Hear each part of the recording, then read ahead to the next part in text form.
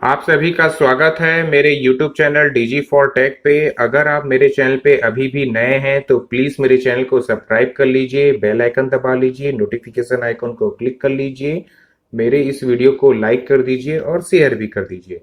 आज का tech news में काफी सारे नए इंफॉर्मेशन आपको मिलेंगे। आज का टेक न्यूज 214 हम शुरू करते हैं। तो पहला न्यूज है हमारे पास, वोडाफोन ने कहा है कि जो हुआवे है उसे कंप्लीटली रिमूव करने पे हमें 5 साल का समय लग जाएगा। तो जैसे कि आप जानते हैं कि वोडाफोन एक चाइनीज कंपनी है और धीरे धीरे करके यूएस के अलावा, इंडिया के अलावा, फ्रांस के अलावा, ब्रिटेन के अलावा सभी जगह पे धीरे धीरे चाइनीज कंपनी को बैन करने का प्रोसेस स्टार्ट हो चुका है। Xiaomi का मी टीवी स्टिक जो है ये पोर्चुगल स्टोर वाले वेबसाइट्स पे लीक होके सामने आ चुका है। इसकी प्राइस जो लीक होके आई है वो काफी निराशाजनक है, 3,500 रुपए अगर हम कन्वर्ट करते हैं इंडियन रुपीस में तब। एयरटेल का जो डिफॉल्ट ऐप है जिसमें आप अपनी रिचार्ज, वैलिडिटी ये सब देखते हैं, अब उस पे मल्टीपल इंडियन लैंग्वेज का सपोर्ट आ चुका है। इंग्लिश, हिंदी, तेलुगु, तमिल, मलयालम, बंगाली, पंजाबी, गुजराती, मराठी, इस टाइप से फैसिलिटीज आ गए हैं। तो ये काफी अच्छी बात है। भारतीय एयरटेल अगर नाम में ही भारतीय है और भारतीय लैंग्वेज सपोर्ट करने यानी कि इंडियन लैंग्वेज का सपोर्ट आने में अगर कंपनी इतना लेट करती है तो काफी निराशाजनक बात थी अब तक। बट चलो, देर आए दुरुस्त आए, एटलीस्ट लाया तो कंपनी। व्हाट्सएप के बिजनेस पे नया अपडेट आ चुका है। इस पे अब आप क्यूआर कोड स्कैन कर सकते हैं और कैटलॉग शेयरिंग कर सकते हैं, और भी ऐसे नए फीचर्स आए हैं। और आगे मैं आपको बताऊंगा नॉर्मल व्हाट्सएप पे भी क्या नया आया है। सैमसंग का गैलेक्सी वॉच एक्टिव 2 जो है इसका एक एल्यूमिनियम एडिशन लॉन्च किया गया है इंडियन मार्केट के लिए। अगर आप स्मार्ट वॉच और ब्रांड के शौकीन हैं, जैसे कि जानते हैं आप Samsung brand south Korea brand है, तो इसकी इंडियन रुपीस निकल के आई है 30,000 रुपए। तो आप अगर इंटरेस्टेड हैं तो आप जाके परचेज कर सकते हैं। एप्पल ने डिसाइड किया है कि वो 12.9 इंच का एक आईपैड प्रो रिलीज करेगा Q1 21 पे, और इसमें हो सकता है आपको एप्पल का ही एक प्रोसेसर देखने को मिल सकता है। अब देखते हैं कि क्या एप्पल इसमें कुछ नया करता है। वैसे तो पेन इंप्रूवमेंट रहेगा, ओएस नया आपको मिलेगा, iOS 14 मिलेगा, ये तो कंफर्म है। पोको ने क्लेरिफिकेशन देने की कोशिश की है, क्योंकि आप जैसे कि जानते हैं 7 तारीख को ये फोन ऑफिशियली लॉन्च हुआ है इंडियन मार्केट के लिए 14,000, 15,000 और 17,000 के प्राइस वैल्यू के साथ। तो जैसे ही ये फोन लॉन्च हुआ ये बहुत सारे यूट्यूबर को दे दिया गया है अनबॉक्सिंग, रिव्यू, कमेंट्स बताने के लिए। तो जितने यूट्यूबर्स ने इस कंपनी के ऊपर क्लेम किया है पोको के ऊपर कि बेसिकली ये तो Xiaomi का ही सब ब्रांड है, तो Xiaomi के ही सॉफ्टवेयर पे रन होता है, केवल यूआई जो लॉन्चर जो है वो पोको लॉन्चर रहता है। तो इसमें ये इशू आया है कि जैसे अभी रिसेंटली इंडियन गवर्नमेंट ने 59 चाइनीज ऐप बैन किए हैं, तो उसमें से एक चाइनीज ऐप जो है हेलो ऐप, वो इसमें प्री इंस्टॉल होके आ रहा है। भले कि वो डिलीट कर सकते हैं, लेकिन यूट्यूबर्स का कहना था कि सिक्योरिटी कंसर्न के लिए जब 59 ऐप इंडिया पे बैन हो चुके हैं तो ये आपको प्री इंस्टॉल करके देना ही नहीं चाहिए, क्योंकि बहुत से लोग ऐसे होते हैं जो अनइंस्टॉल भी नहीं करते हैं। अब उसके बाद दूसरा सिक्योरिटी रीजन ये आया है कि सिक्योरिटी ऐप नाम का जो ऐप आता है एमआई के सभी फोन के साथ, रेडमी के सभी फोन के साथ और पोको के फोन के साथ, उस ऐप में आपको क्लीनर है, एंटीवायरस है, डीप क्लीनिंग वगैरह वगैरह, बैटरी ऑप्टिमाइजेशन, 10 प्रकार के फैसिलिटीज एक ही सिक्योरिटी ऐप के अंदर मर्ज करके दिए जाते हैं। तो सिक्योरिटी ऐप जरूरत से ज्यादा कस्टमर्स की डिटेल को अलाउ करवा रहा है और इसे डिस अलाउ करने का भी फीचर नहीं है। जैसे कि कुछ यूट्यूबर ने आइडेंटिफाई किया है कि आपका सिक्योरिटी ऐप आपका calendar, call log, voice record, phone number, इस टाइप की चीजें इसको ट्रैक कर रहा है। तो कंपनी, जितने यूट्यूबर ने क्लेम किया है, फिर फाइनली पोको ने ये बोल दिया कि हम ठीक है ओटीए अपडेट करके ठीक कर देंगे। जैसे इनके कुछ समय पहले मी ब्राउजर के साथ आया था, इनकॉग्निटो मोड के साथ भी ये ट्रैक कर रहे हैं।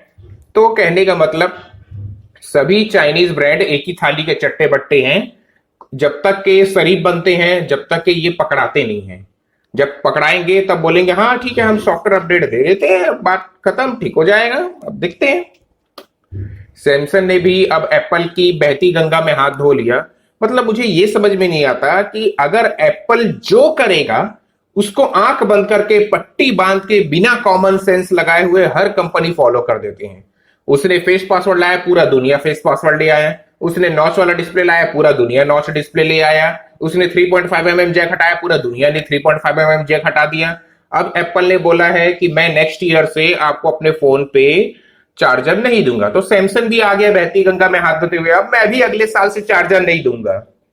अरे चार्जर मत दो, लेकिन ऐसा है आप कॉमन चार्जर बनाओ, टाइप सी को रखो। टाइप सी अगर आपको एक्चुअली ई वेस्ट बचाना है तो लैपटॉप पे भी टाइप सी चार्जिंग सपोर्ट दो।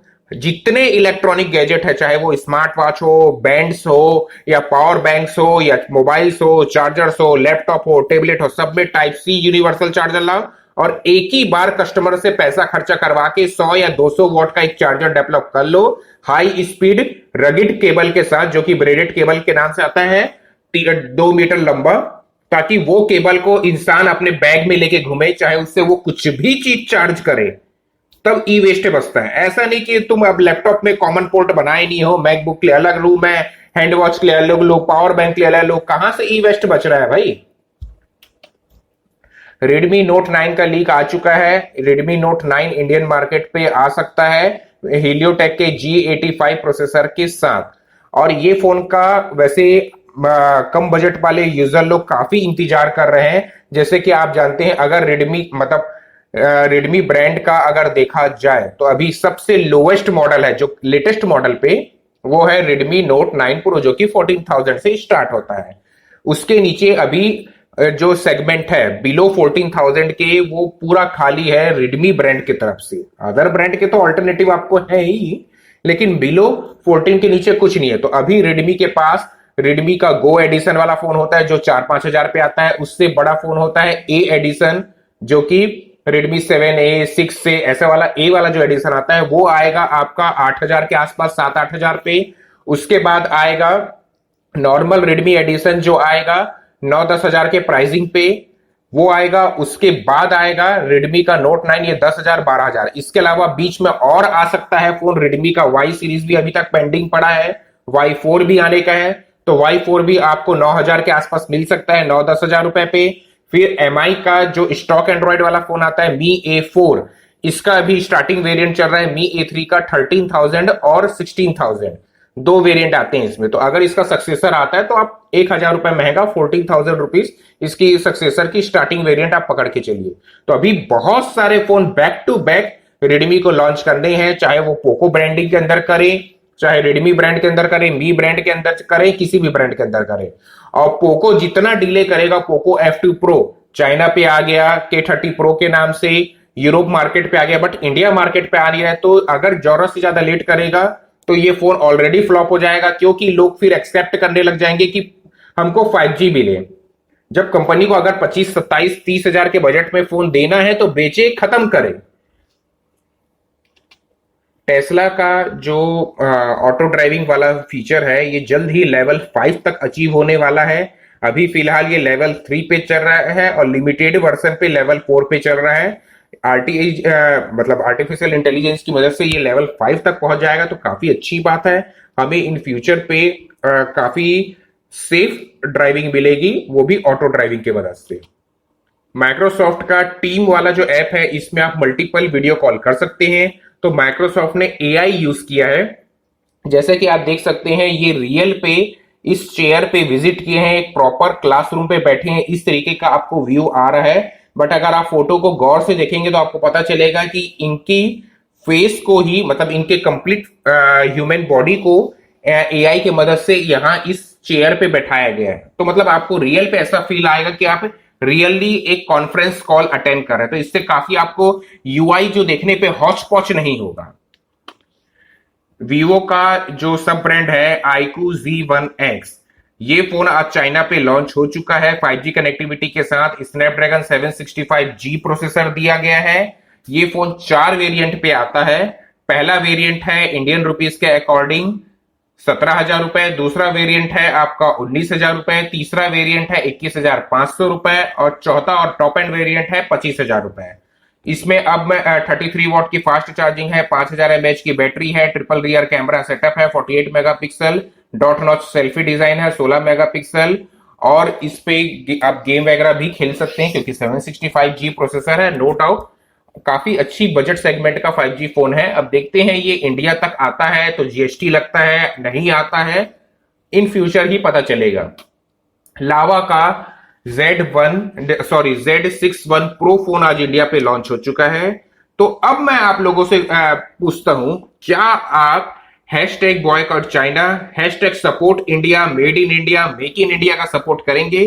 क्योंकि लावा जैसे इंडियन ब्रांड ने कमाल का काम करके दिखाया। ये आप मुझे पिन सेक्शन, कमेंट सेक्शन पे अपनी रिव्यू दीजिए। 2 GB का रैम बनाया है, 16 GB का स्टोरेज रखा है, सिंगल 8 मेगापिक्सल का रियर कैमरा है, सिंगल 5 मेगापिक्सल का सेल्फी कैमरा है, फुल प्लास्टिक बॉडी फोन है और इसमें 3000 mAh की बैटरी है, 10 वॉट की चार्जिंग के साथ, एचडी वाली डिस्प्ले है, कोई फुल एचडी नहीं, कुछ नहीं। और इस पे आपको ऑक्टा कोर का प्रोसेसर मिलता है जो कि मीडियाटेक का फेवरेट प्रोसेसर है, MT6757। अब आप बताइए, ये 6000 के प्राइसिंग पे आया है। अब आप दिखाइए देशभक्ति और लीजिए ये सब फोन को। व्हाट्सएप जो है इसमें एनिमेटेड स्टिकर का सपोर्ट आ चुका है। जैसे कि मैंने कहा है कि नॉर्मल व्हाट्सएप का भी मैं डिटेल आपको बताऊंगा। तो इसमें स्टिकर्स अपडेट आए हैं और भी बहुत सारे नए फीचर्स आए हैं, तो आप अपडेट कीजिए, यूज कीजिए, एंजॉय कीजिए। रियलमी का एक बजट वाला जो फोन आने वाला है, रियलमी का लोएस्ट बजट का फोन C सीरीज होता है, जैसे कि आप जानते हैं C2, C3, तो इस बार C4 नहीं लाके C11 ला रहा है कंपनी। और ये आ सकता है 8499 के प्राइसिंग के साथ, बेस वेरिएंट, 5000 mAh की बैटरी रहेगी और 6.4 इंच का एक बड़ा साइज का डिस्प्ले आपको मिल सकता है 10 वॉट के चार्जिंग के साथ। इंडियन आर्मी ने फाइनली इंडियन गवर्नमेंट को कहा है कि आप 59 ऐप की जगह 89 ऐप को ब्लॉक कीजिए और इस 89 ऐप का completely detail list Indian army ने अनवील किया है कि आप देखिए, इस ऐप को चेकआउट कीजिए और इसे ब्लॉक कीजिए। सैमसंग का गैलेक्सी बर्ड एक्स जो है सर्टिफिकेशन पेज पास कर चुका है। इसकी पेज पास होने के बाद $140 की प्राइस हो सकती है इसकी, ऐसा कुछ लीक्स आया है और 22 जुलाई को ये अनवील हो सकता है। ओप्पो का वॉच आने वाला है इंडिया पे 20 जुलाई या 24 जुलाई को आ सकता है। अब देखते हैं, रेनो 4 सीरीज के साथ ही इसे बंडल अप करके रिलीज किया जाएगा कि अलग अलग इवेंट किया जाएगा। वीवो का X50 सीरीज का जो फोन है वो इंडियन मार्केट पे 16 जुलाई को आने वाला है। गिम्बल सेटअप वाला कैमरा और गिम्बल दिया है, वीवो है। तो वीवो तो वैसे भी अपने कैमरा वाले फोन का प्राइसिंग तो आसमान में रखता है, अब मैं गिम्बल दे दिया हूं करके वो तो ट्रूली फ्लेक्सिब लेवल कर देगा, 70-80 हजार का फोन बना देगा। देखते हैं कितना सस्ता बनाता है। मीडियाटेक ने डायमेंसिटी 600 वाला प्रोसेसर के बारे में कहा है कि वो जल्द ही 600 लाने वाले हैं। ये सीधा सीधा कंपीट करेगा स्नैपड्रैगन के 690 वाले 5G प्रोसेसर के साथ। मीडियाटेक का डायमेंसिटी कंपीट करता है स्नैपड्रैगन के 765G वाले 5G के साथ और मीडियाटेक का डायमेंसिटी 1000 प्लस वाला जो है वो स्नैपड्रैगन 865 5G के साथ कंपीट करता है। इंटेल ने डिटेलली बताया है कि थंडरबोल्ट वर्जन 4 जो है वो किस हद तक बेटर है और कितनी अच्छी चीज सपोर्ट कर सकता है, यानी कि 2 4K मॉनिटर एक साथ आउटपुट दे सकता है, 8K मॉनिटर भी कर सकता है, 15 वॉट की चार्जिंग भी सपोर्ट करता है, 40 Gbps की डेटा ट्रांसफर रेट को भी स्पीड सपोर्ट करता है, gaming, charging all in one port है। अब देखते हैं ये ग्लोबल बेसिस पे कब तक अनवील्ड होता है। अगर इस तरीके का स्टैंडर्ड पोर्ट की हमें जरूरत है, जो अगर आप ई वेस्ट से बचना चाहते हैं तो, और इसे छोटे बड़े हर एक सीरीज पे लगाना पड़ेगा, तभी ये ग्लोबल स्केल पे अनवील हो पाएगा। अगर आपको मेरा वीडियो पसंद आ गया है तो प्लीज मेरे वीडियो को लाइक कर दीजिए, शेयर कीजिए, कमेंट कीजिए और इसी तरीके के इंटरेस्टिंग टेक न्यूज के लिए मेरे चैनल को सब्सक्राइब करके रखिए और डेली विजिट कीजिए।